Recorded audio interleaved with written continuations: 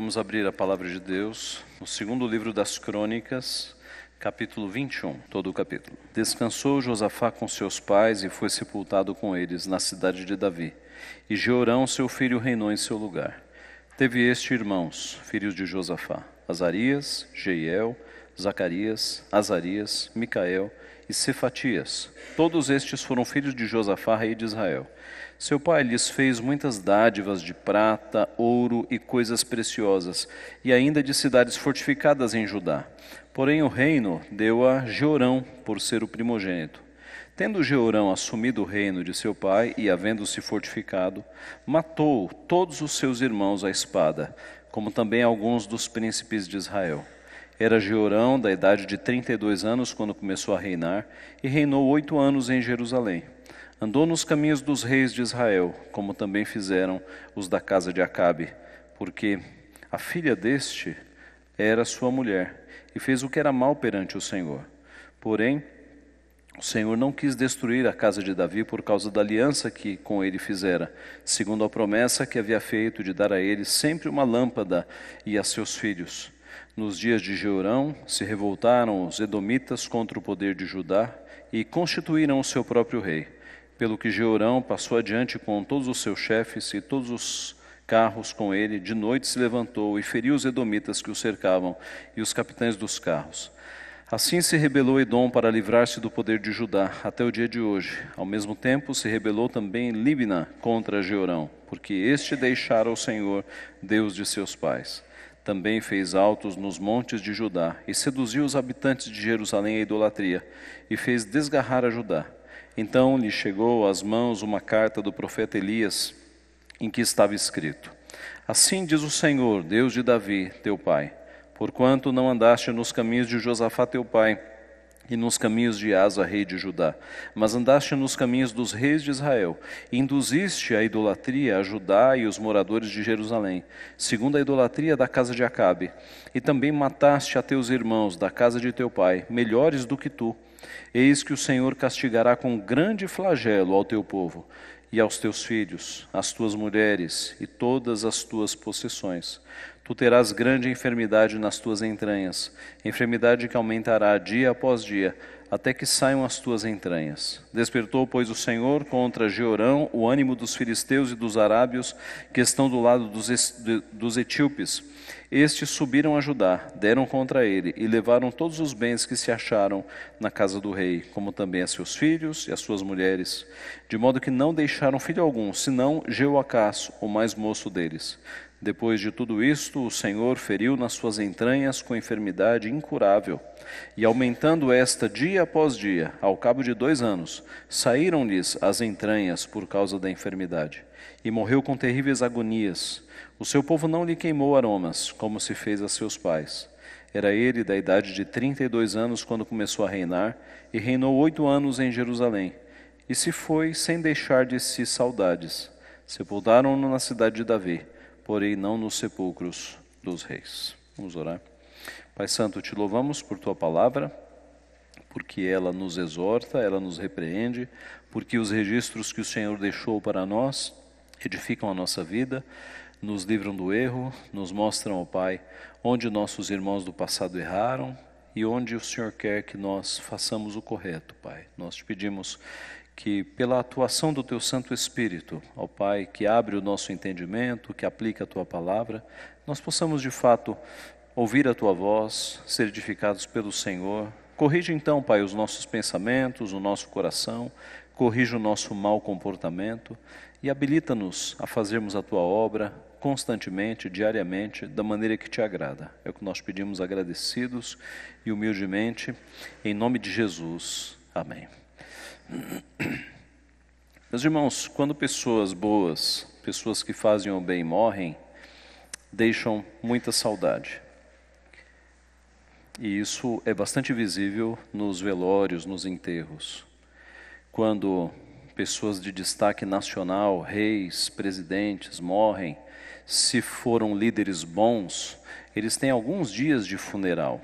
E há grande lamento sobre uma nação. Aqui nós temos diante de nós a história do rei Jeorão, que no seu resumo final é dito que ele foi um rei que se foi sem deixar de si saudades. Ele morreu e não deixou qualquer tipo de saudade. O povo não sentiu a morte deste rei. Por quê? Ele foi um rei muito mau. Ele foi um rei ímpio. Ele fez o povo sofrer. Ele trouxe para o povo o castigo, a mão dura do Senhor. E ele partiu sem deixar de si qualquer saudade. Nós podemos ver aqui no texto de forma muito clara por que esse rei não deixou saudade. Em primeiro lugar, porque ele foi cruel. Ele foi um rei cruel. Jorão assumiu o trono quando seu pai, um ótimo rei chamado Josafá, morreu. Josafá foi um homem bom, não foi perfeito, teve os seus erros, mas foi um dos melhores reis de Judá, Josafá. Deus deu o trono ao filho mais velho então. Josafá presenteou os outros irmãos. O nome dos outros irmãos está declinado aqui no versículo 2. E Josafá, versículo 3, presenteou estes irmãos todos com prata, ouro e coisas preciosas e com cidades fortificadas. Quanto ao filho mais velho, ele lhe entregou o próprio reino. Jorão foi um dos piores reis de Judá, mas filho de um dos melhores. Um dos piores, todavia filho de um dos melhores. Um pastor do passado, um puritano inglês do século XVII, Thomas Fuller, ele certa vez escreveu o seguinte: Senhor, eu acho a genealogia do meu Salvador estranhamente quadriculada, com 4 mudanças notáveis em 4 gerações. Primeiro, Roboão gerou Abias, um mau pai gerou um filho mau. Segundo, Abias gerou Asa, um mau pai gerou um bom filho. Asa gerou Josafá, um bom pai, um bom filho. Josafá gerou Jeorão, um bom pai gerando um mau filho. Eu vejo, Senhor, daí em diante, que a piedade de meu pai não pode ser transmitida a mim. Isso é uma má notícia para mim. Mas vejo também que a impiedade atual nem sempre é hereditária. E isso é uma boa notícia para o meu filho. Na Bíblia nós temos esse padrão mesmo, de bons pais gerando maus filhos, e de maus filhos gerando bons pais. Isso mostra, meus irmãos, que a nossa responsabilidade é individual. Deus nos trata como indivíduos, não como filhos de tal pessoa. Nós temos a nossa responsabilidade diante do nosso Deus. Jorão teve um ótimo pai, mas ele foi terrível. Jorão foi cruel.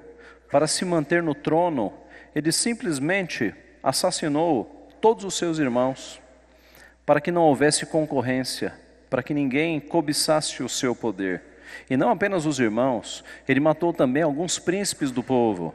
Os estudiosos acham que esses príncipes que foram mortos eram ajudantes dos seus irmãos, e que talvez pudessem buscar algum tipo de vingança. Então ele exterminou a todos para ficar sozinho naquele trono. Boa parte desta maldade, desta crueldade de Jeorão, deve ter vindo da sua esposa, que era filha de Acabe, um dos piores reis de Israel. E ele então estava casado com esta filha. No versículo 6 nós lemos: andou nos caminhos dos reis de Israel, como também fizeram os da casa de Acabe, porque a filha deste era sua mulher, e fez o que era mal perante o Senhor. Esta filha se chamava Atalia. E Atalia, além de corromper o seu marido, Jeorão, na continuação da história nós vamos ver que ela corrompeu também o seu filho. E ela foi provavelmente a instigadora dos crimes, de muitos crimes que aconteceram. Meus irmãos, Deus só não destruiu Judá por causa destes pecados por amor a Davi. Por amor a Davi foi que Deus preservou Judá, porque os pecados que Jeorão cometeu geraram a ira do nosso Senhor. No verso 7 nós lemos: porém o Senhor não quis destruir a casa de Davi por causa da aliança que com ele fizera, segundo a promessa que lhe havia feito de dar a ele sempre uma lâmpada a seus filhos. A figura de linguagem aqui é que a casa de Davi teria sempre uma lâmpada. Com lâmpada, imagine aquela lamparina que as casas antigas tinham. E a figura é que essa chama da lamparina, da casa de Davi, da dinastia de Davi, nunca vai se apagar, porque Deus mantém essa chama, Deus preserva a casa de Davi. Parte do castigo de Deus veio pela revolta dos edomitas. Nós vemos que o texto diz no verso 8, que se revoltaram os edomitas contra o poder de Judá e constituíram o seu próprio rei, pelo que Jeorão passou adiante com todos os seus chefes e todos os carros com ele de noite, se levantou, feriu os edomitas que o cercavam e os capitães dos carros. O castigo de Jeorão começa com a revolta dos edomitas e não vai parar, virá mais castigo ainda. A palavra de Deus nos mostra que Deus, com o puro se mostra, mas com o perverso, inflexível. Jeorão vai colher o que ele plantou. O nosso Deus é justo e fará justiça. Por que Jeorão foi então e não deixou saudades? Primeiro, porque ele era um rei cruel. Segundo, porque ele se afastou de Deus. O verso 10 nos diz: assim se rebelou Edom para livrar-se do poder de Judá, até o dia de hoje. Ao mesmo tempo se rebelou também Líbna contra Jeorão, porque este deixara ao Senhor, Deus de seus pais. Note que interessante, esta cidade chamada Líbna, ela se revoltou também contra o governo de Jeorão. Por quê? Porque eles perceberam que Jeorão havia se afastado do Senhor, havia se afastado de Yahvé. Ele não tinha mais condições de governar longe do Senhor. Então uma cidade inteira de protesto, ela declarou independência, ela se afastou deste governo. Irmãos, a Bíblia nos ensina que nós devemos submissão às autoridades constituídas pelo Senhor, mas até o ponto em que essas autoridades não nos levem a cometer pecados contra o nosso Deus. A nossa obediência às autoridades, ela é limitada. No momento em que uma autoridade nos der alguma ordem que vá contra os preceitos de Deus, o nosso caminho é de desobediência. Nós devemos desobedecer, obedecer a Deus e desobedecer à autoridade.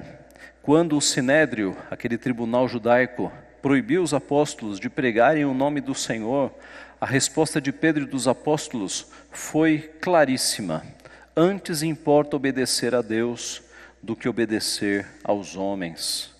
No século XII, nós temos uma história muito interessante de um homem chamado Valdo. Este homem era um rico comerciante e ele, ao ler o Sermão do Monte, ele ficou tão impactado com a mensagem de Jesus que ele pegou parte do seu dinheiro, deu para sua esposa e para os seus filhos, para que eles não ficassem desamparados, e a maior parte da sua riqueza ele doou aos pobres.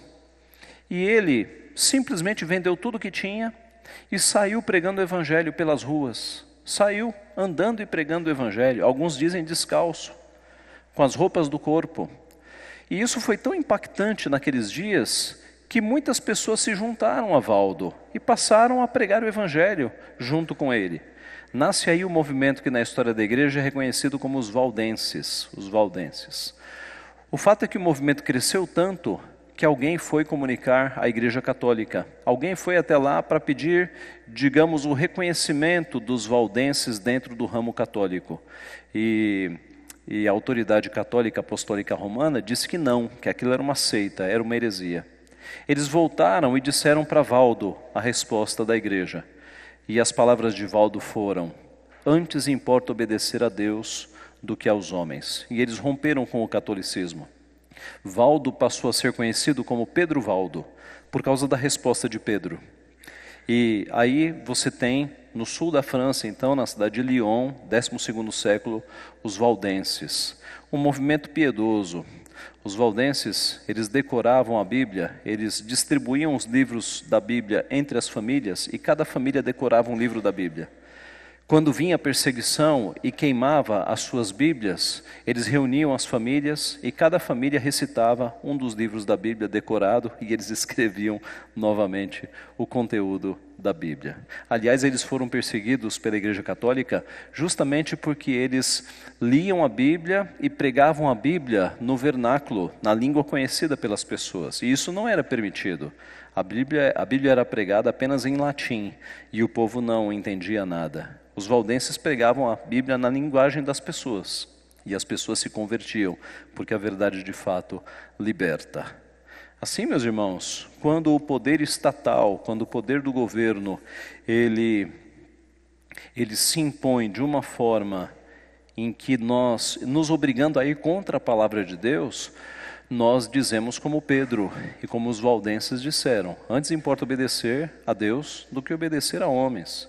Se um dia o Estado brasileiro promulgar alguma lei que nos obrigue a ir contra o nosso Deus, ou que nos impeça de cultuar o nosso Deus, nós vamos desobedecer. E se preciso for, nós vamos ser processados, vamos ser presos, mas antes importa obedecer a Deus do que obedecer a homens. Libna deu esse grito de protesto contra o seu rei, que havia se afastado dos caminhos do Senhor. No versículo 11 nós lemos que Jeorão também fez altos nos montes de Judá e seduziu os habitantes de Jerusalém à idolatria e fez desgarrar a Judá. Josafá, o seu pai, havia destruído os altos e os postes ídolos de Judá. Josafá havia limpado o reino. Segundo Crônicas 17:6, nós temos essa informação. Tornou-lhe ousado o coração em seguir os caminhos do Senhor e ainda tirou os altos e os postes ídolos de Judá. Mas eis que Jeorão agora refez, contaminou de novo com a idolatria os altos, colocando ali postes ídolos, símbolos de idolatria. E o pior, o texto nos diz que ele fez desgarrar a Judá. Isso significa que ele fez com que o povo de Judá saísse dos caminhos do Senhor. Veja a responsabilidade, o efeito maligno e maléfico de um rei, de um presidente que não anda nos caminhos do Senhor. Ele acaba fazendo com que a nação inteira se desencaminhe, se desgarre. Há pouco tempo eu estive numa viagem missionária aqui no nosso país vizinho, Uruguai, e os irmãos da igreja nos contaram que passou um presidente por ali que em 5 ou 6 anos de governo ele conseguiu aprovar a descriminalização da maconha, e você compra maconha na farmácia, e o casamento homossexual. Em 5 ou 6 anos de governo, o nome do presidente se chama Mujica, muito amigo de lideranças aqui do nosso país. Em 5 anos e alguns meses, ele conseguiu desencaminhar radicalmente aquele país.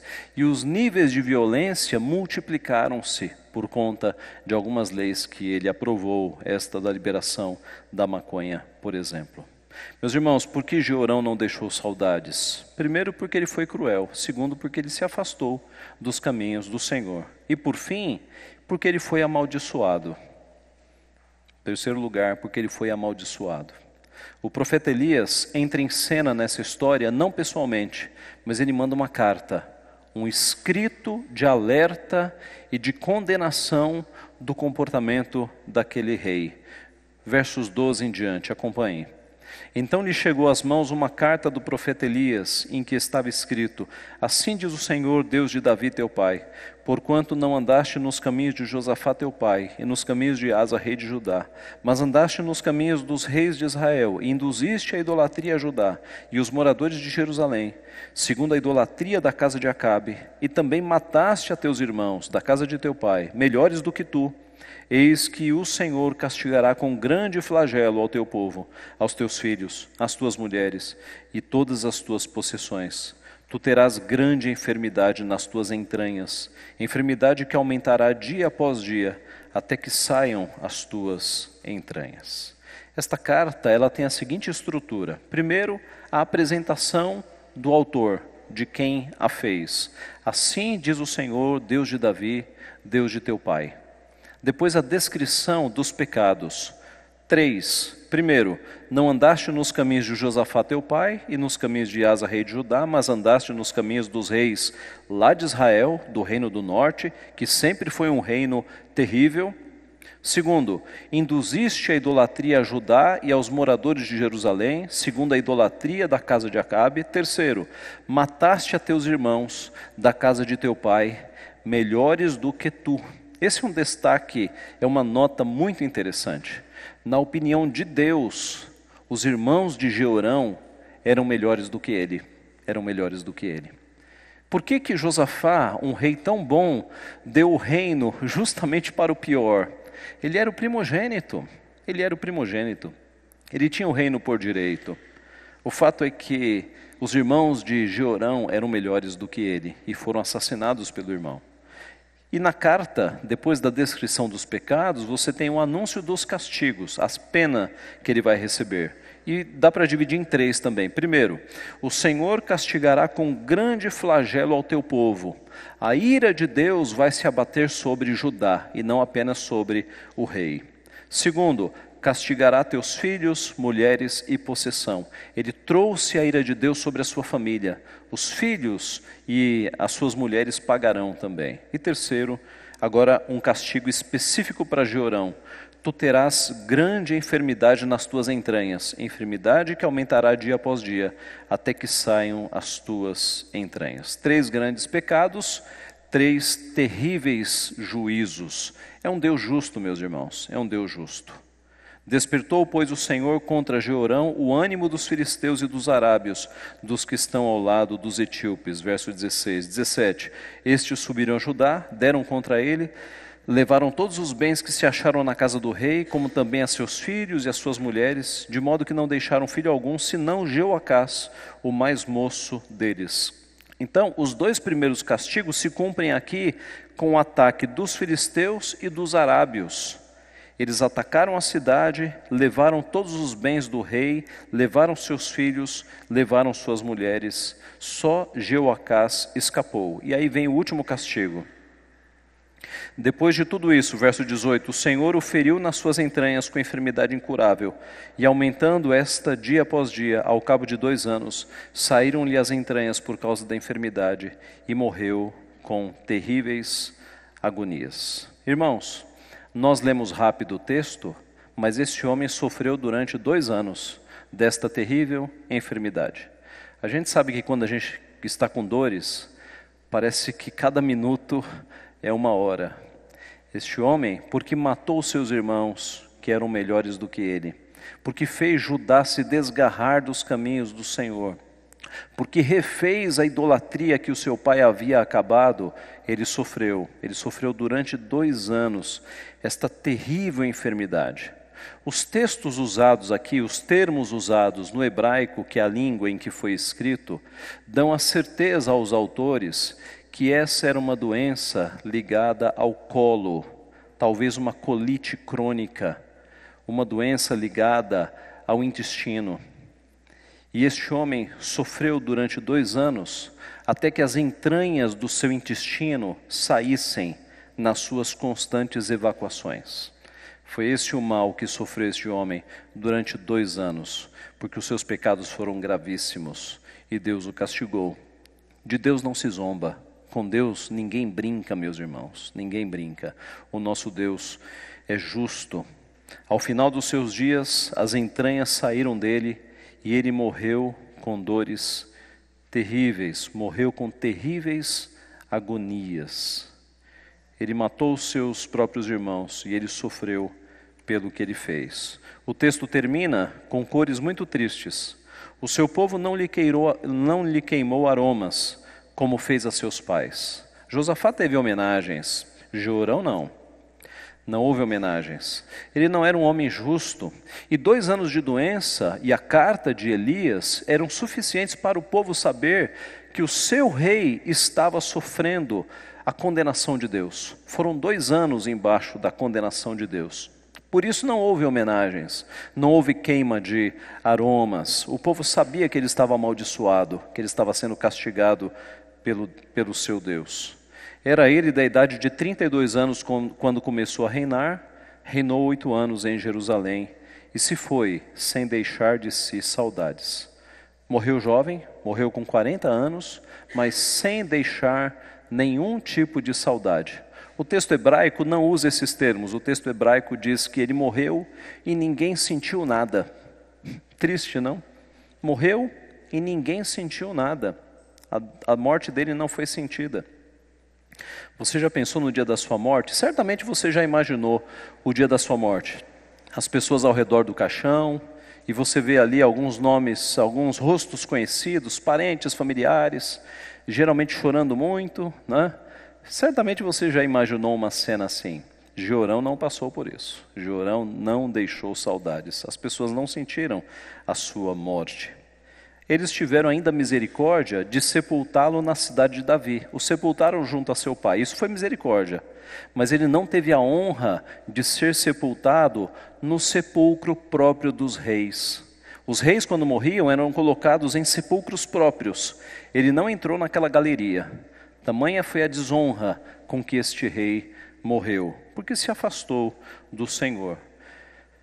Nós temos aqui, meus irmãos, um detalhe interessante do texto, quando diz que o Senhor não quis destruir a casa de Davi por causa da aliança que com ele fizera, segundo a promessa de que lhe havia feito de dar a ele sempre uma lâmpada a seus filhos.